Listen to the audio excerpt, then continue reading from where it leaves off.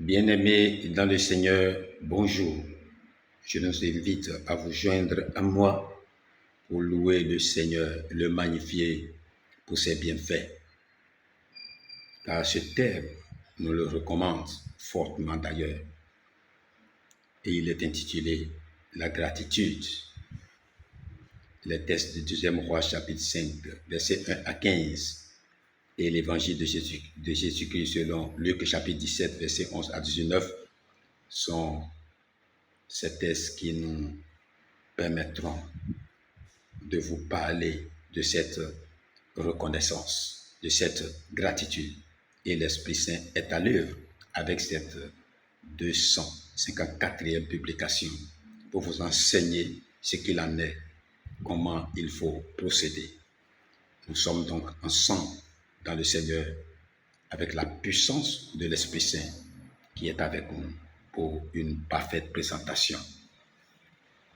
Bien-aimés dans le Seigneur, de l'explication de ce thème, je peux vous dire que la gratitude, avant de parler de cette gratitude, je vais vous dire que la guérison est le retour à l'intégrité et au bien-être.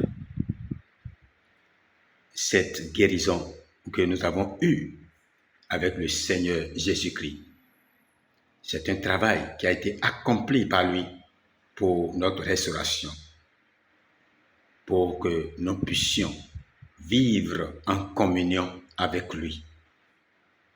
Du coup, nous sommes redevables en reconnaissance envers Dieu.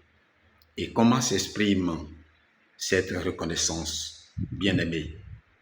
Elle s'exprime par la louange ou le remerciement du Seigneur par rapport à ses bienfaits, c'est-à-dire ce qu'il a fait dans notre vie.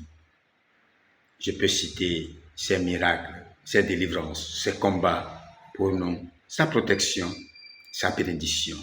Bien-aimé, vous pouvez retrouver ce que je dis dans 1 Timothée chapitre 2, verset 1, Philippiens chapitre 4, verset 6, 2 Colossiens chapitre 9, verset 12 et Jonas chapitre 2, verset 10 et Ézéchiel chapitre 46, verset 12.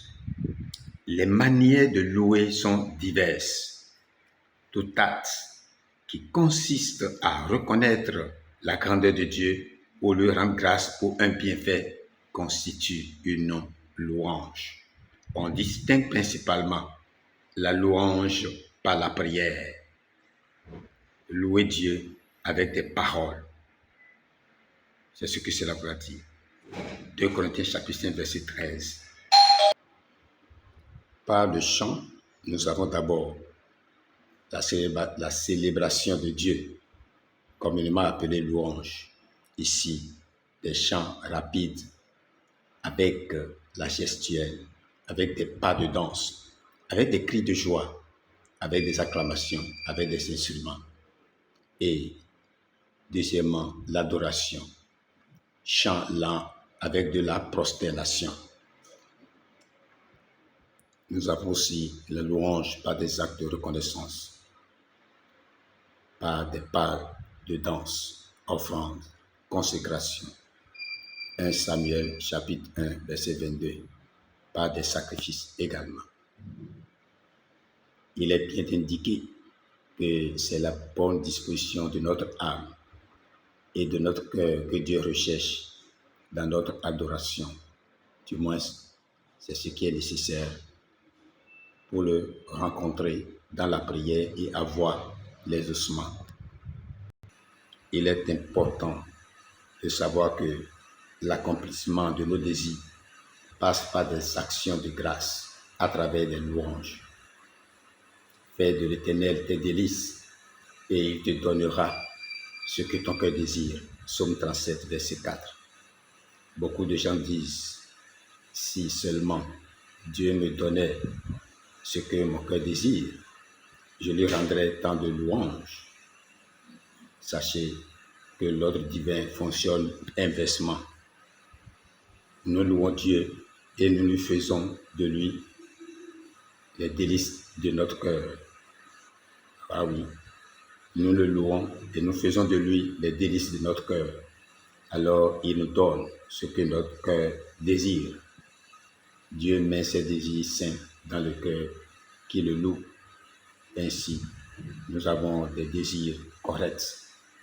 Dieu exauce les désirs de ceux qui font de lui leur délice. Psaume 22, verset 4. Dieu habite ou vit dans les louanges de son peuple. Ce qui signifie que lorsque vous louez Dieu et le glorifiez, Dieu descend et se manifeste dans votre situation.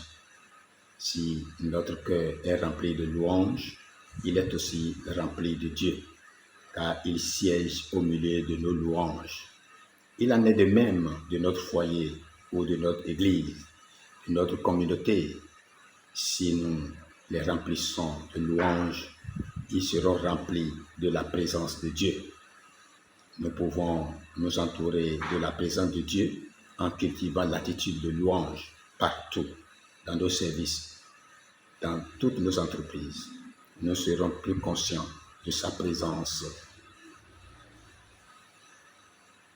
que nous le sommes avec des problèmes, des difficultés et des circonstances adverses. C'est justement ce que j'ai voulu partager avec vous à propos de cette gratitude. Comment s'y prendre pour être agréable à Dieu. Le cœur est primordial. C'est très important. Pour ceux qui les louent avec bon cœur, sont agréables à lui. Louez donc l'Éternel, car il est bon, car sa miséricorde dure à toujours. C'est avec ce passage que nous abordons les commentaires que vous verrez dans les vidéos à suivre. À bientôt, bien-aimés dans le Seigneur. Votre bien-aimé Mbo Denako Ignace.